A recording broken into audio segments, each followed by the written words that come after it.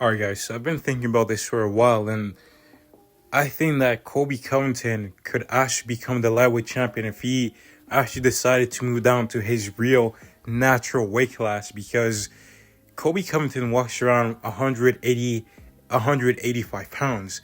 And you see guys like Michael Chandler, Dustin Poirier, Charles Oliveira, Arman Tsarukyan, these guys walk around 190 pounds.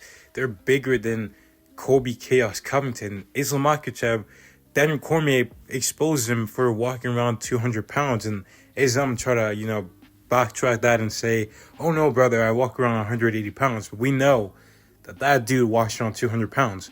So Colby actually belongs in the lightweight division, and the perfect matchup for him is the winner of Michael Chandler versus Paddy Pimblett. And now these two bums have been talking trash about Colby Covington and saying X, Y, and Z. Oh, it's smash up Colby. Colby's nothing. He's trash.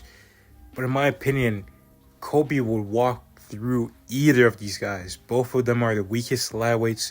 I mean, Michael Chandler has some of the lowest IQ in the history of the sport. I genuinely think he does not have a brain. And then you got Paddy Pimblett. I mean, the dude was getting his head snapped back by a bum like Jared Gordon, and a part-time fighter like Jared Gordon. When was the last time Jared Gordon had a fight? This guy doesn't fight, and he was piecing up Paddy Pimblett, and he's like 5'3", and Paddy's like 5'10", 5'11", and he was getting his head snapped back like throughout the fight, and he essentially robbed Jared Gordon of a victory. And Colby Covington is like 5'11", 180 pounds. He's got far better striking and boxing than either of these guys. And also, he's got that unbelievable all-American wrestling that these guys have never dealt with. Michael Chandler was getting out-wrestled by Charles Oliveira. Paddy Pimblett was getting controlled by Jordan Levitt. I mean, these guys are nowhere near Colby Covington's level. So I think that Colby Covington will finish either of these guys within 2 rounds, honestly.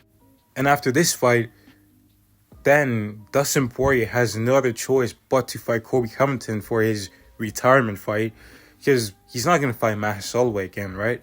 He's not going to fight Justin Gaethje. He's not going to fight Conor McGregor. I mean, who else is he going to fight? Colby Covington literally talked about his wife and his daughter. So Dustin Poirier has to at least retire with some type of dignity and fight Colby Covington. But Dustin doesn't want that fight because he knows he will get ragdolled like Loki did versus the Hulk.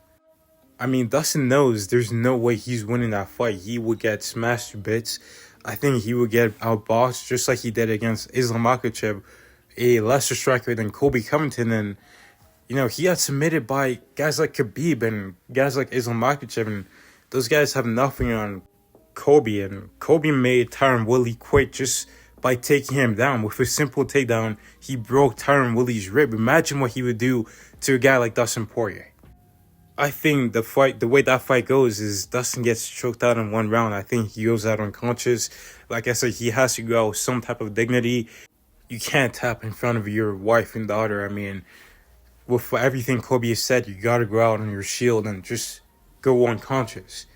But then we move on to Arman Tsarukyan, and Arman Tsarukyan is honestly an easy fight for Colby as well. I think Colby is a far better version of Mateusz Gamrot, and we saw that Mateusz Gamrot was essentially able to beat Arman Tsarukyan with his pressure and his wrestling, and Arman was fatigued. He had no idea what to do.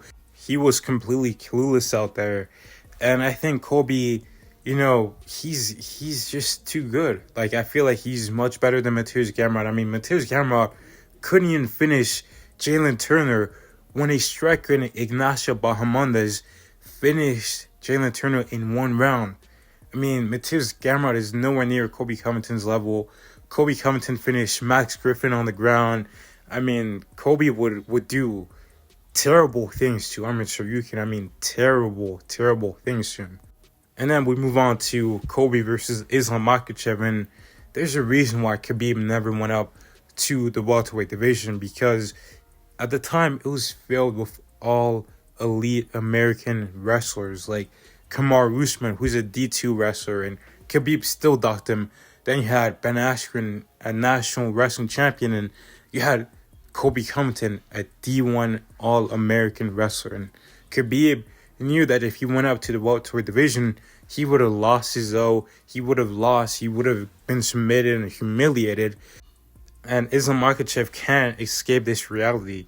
He is going to have to fight Colby if Colby does decide to change weight class to his natural weight. And I think that Colby will knock him out. I mean, we saw Islam Makhachev go life and death with Dustin Poirier. Dustin Poirier. Islam looked like he had been in a car crash after that fight. Islam wouldn't be able to take Colby Covington down, a national All-American champion, when he struggled to take down that midget Alexander Volkanovski. And Colby Covington trained the guy who knocked out Islam Makhachev. He trained Adriano Moraes to knock Islam Makhachev out, and I feel like Colby will be able to do the same thing. Islam doesn't do well against southpaws, and I don't see Islam Makhachev making it out of round 2. I genuinely feel like Colby can become a champion in the lightweight division. Let me know your thoughts down below. Do you agree? I feel like he should move down to the lightweight division, because these welterweights are just too big, and he's really a lightweight if you really think about it. But let me know your thoughts down below. Thank you guys for watching. God bless and happy April Fools.